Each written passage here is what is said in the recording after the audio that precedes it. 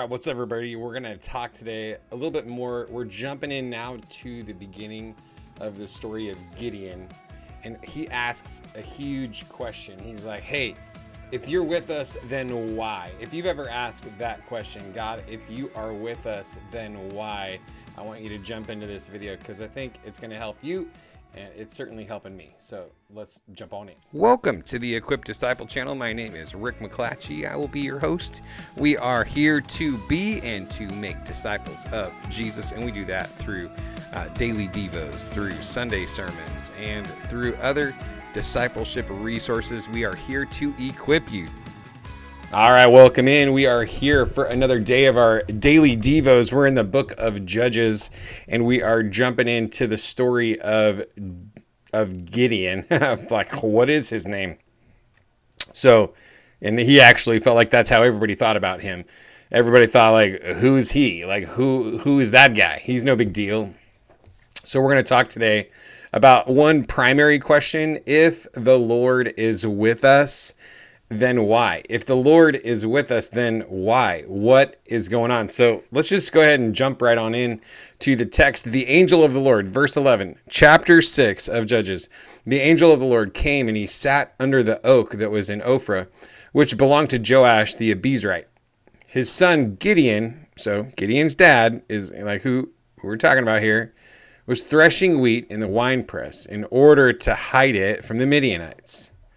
So he's a big chicken, you know, and we read that yesterday, right? We read that they were getting food, they were growing crops, and then everybody would come and steal them all. So it's not like Gideon was being a fool, right? Like he was doing what was necessary, it seemed, in order for him to be able to eat dinner. You know, like he's like, hey, I gotta have some food, so I'm gonna hide in the wine press so that nobody sees, because you're not going to sift your grain. You're not gonna thresh your wheat in a wine press. Like, that's not the best environment, but he's just trying to make do with what he has. So then the angel of the Lord appeared to him and said, "The Lord is with you, valiant warrior." Gideon said to him, "Please, my Lord, if the Lord is with us, why has all this happened?" That's his big question. And where are all his wonders that your ancestors told us about? They said, hasn't the Lord brought us out of Egypt? But now the Lord has abandoned us and handed us over to Midian. That is Gideon's perspective here. So, wow. Okay. But hey, I don't blame you for asking the question. If you genuinely don't understand, if you genuinely wonder what's going on, man, get in the presence of the Lord and ask those questions.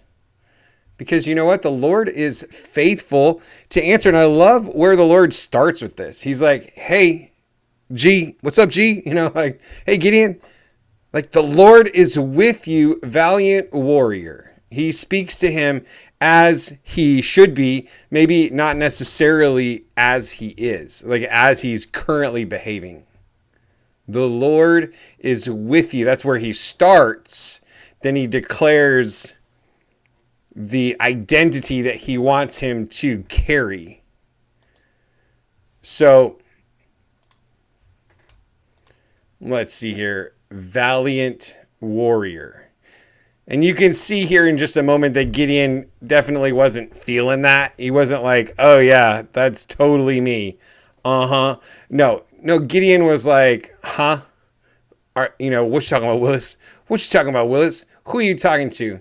But he just fires back with the question, hey, if the Lord is with us, because that's where you started this conversation, right? The Lord is with you. That's what you said. Then you started talking all that craziness about me being a valiant warrior, which is making me question whether you're true or not. So, but he's like, hey, if the Lord is with us, then why is all of this happening to us? Like, I don't know. I'm surprised. Like, Gideon, you didn't actually know. You were completely unaware. You didn't realize the status of the nation. I think a lot of us can be in that kind of a place where we don't fully grasp, we don't fully think through the status of the nation, the status of our church, the status of our family. We don't realize maybe the things that have been compromised. And so we wonder why God are you doing some of these things? And the Lord wants to actually come and reveal maybe some of the things that we've been doing that is kind of causing, gaps and opportunities for the enemy to come in. But he goes on to say, and where are all his wonders that our ancestors told us about? So, hey, at least we have some evidence that they were talking about the wonders of the Lord, in days gone by. And they said, hasn't the Lord brought us out of Egypt? We talked about that yesterday, right? That he sent prophets. He sent prophets to deliver the word. And so maybe that's even kind of what Gideon's talking about. He's like, I don't know, man. Like these prophets show up and they tell us about how you've done all these wonders to our ancestors and that you pulled us out of Egypt and you overcame our oppressors. But now we feel abandoned. But now we feel like the Midianites came and they took us over and they destroy our crops. They steal our food. What the heck is going on here, man? Like, why are you treating us like this?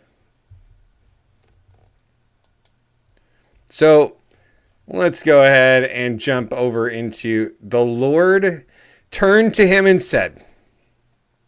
So the Lord turned to him and said, go in the strength you have and deliver Israel from the grasp of Midian. It's interesting that he didn't really even address those concerns, yet called him to action to deliver the people, because that's God's mission right now. It's God's mission all the time, right? To deliver his people from the clutches, from the power, from the oppression of sin, because he knows that sin brings death and destruction, and God is a God of life. He doesn't want us overcome with death and destruction. No. He wants us full of life. And so he says, I want you to go in the strength that you have, which I think is kind of an interesting way to phrase it. Like, hey, I've already given you strength. I've already equipped you. You're not using it. But now I am sending you. And there's something really powerful about waiting for the sending of the Lord into the situation. Because when you've been sent by the Lord, then the authority, the power, the promise is all like packed in with it. So go in the strength that you have, because I'm the one that gave you that strength. And that's a really important thing for us to remember, is that the strength that we have comes from the Lord. And then now he's sending him. And he said to him, please, Lord, how can I deliver Israel? Look, my family is the weakest in Manasseh, and I am the youngest in my father's family. So go in the strength you have. I am sending you. Who, like one, who gave you your strength to begin with, and two, who's doing the sending here. And then Gideon's response is to come back with, how can my family, and I am, like, he's just me, look at me, how sad, how pitiful. And God comes back to him and says, but I will be with you.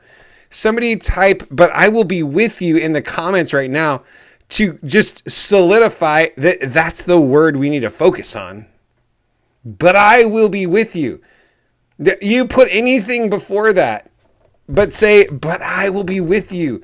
Any of your objections about how little, how dumb, how whatever, like whatever thing you think about yourself gets negated by the statement, but I will be with you, the Lord said to him. You will strike Midian down as if it were one man. Then he said to him, if I have found favor with you, give me a sign, give me a sign. Like, help me to know that this is actually you. And I love the Lord, that he's so good to us, that he doesn't just reject Gideon and be like, come on, man. Are you kidding me? You need a sign? You need me to prove myself to you? Don't you know who I am? Because I'm kind of a big deal. I mean, he is a big deal. He's the biggest deal. He's the biggest deal ever. But he doesn't reject Gideon because he's asking for a sign. And I think that is just so incredibly gracious. Like, you know, we can make fun of Gideon all day long for his fleeces and his doubting and his questioning. But I mean, bro is like living in the land of captivity in the sense where they've been captured, oppressed by the Midianites for years now. And he's hiding to thresh the wheat in a wine press because he's scared about them coming and stealing all of his food, and he wants to eat, like he's hungry. And in the midst of all of that, God is gracious enough to say, hey, you need a sign? Hey, what do you need? And Gideon just says, hey, please don't leave this place until I return to you. Let me bring my gift and set it before you. And he said, I will stay until you return. The patience that the Lord has for us. Incredible. So Gideon went and prepared a young goat and unleavened bread from a half bushel of flour, and he placed the meat in a basket and the broth in a pot. And he brought them out and offered them to him under the oak. The angel of God said to him, take the meat with the unleavened bread and put it on this stone and pour the broth on it, he said.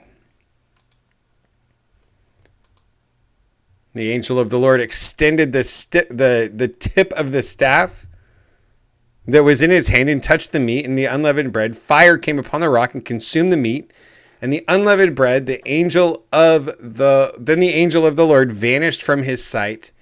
When Gideon realized he was the angel of the Lord, he said, oh no, Lord God, I have seen the angel of the Lord face to face. But the Lord said to him, peace to you. Don't be afraid. You will not die. So Gideon built an altar to the Lord there and called it the Lord is Peace. And it's still in Ophrah of the Abiezrites today, obviously at the time of this writing. But peace to you. The Lord is peace. And that, my friends, is where we are wrapping up today's conversation. The Lord is peace. Peace be with you. How grateful I am that today, with all that has been going on in your life, in my life, in our nation, in the world, that we get to encounter this verse today. Peace be with you. The Lord is peace. The Lord is the source of all peace. He is the God of all comfort. He is the God of peace. He is the Prince of Peace. He is the source of all peace. If you are anxious, fearful, worried, doubting, whatever, all of those things, and you need some peace, know that God is the only source, the only place where you can receive the peace that you need. And so run to the Father. Give your heart afresh to him today. Surrender to him today in the most complete, maybe more than you ever have in your whole life. Surrender your life to him afresh today. Come to him to believe what he is saying about you, to believe that when he's sending you, he is with you, to believe that he has prepared you, that he has built you, that he has given you the strength that you need to do the things that he's called you to. Don't be like Moses and be like, hey, God told me to go speak, but my mouth, like, hey, God told me to go walk, but my feet, like whatever. Whatever the thing is that your excuse might be, the area of insecurity that you have or whatever, listen to the voice of the Lord more than that voice in your head, right? That inside soundtrack that you've got playing about who you think you are. Believe who God says you are. More so, just believe that he's the God of peace and he is with you and he's going to carry you. With that, God bless you. Have an amazing day, and I'll see you in the next video. Hey, if you're getting value out of these videos, if you could just make sure you hit the like button, maybe subscribe to the channel. YouTube is suggesting a video right about here for you to check out. So Go ahead and check out the next video. God bless.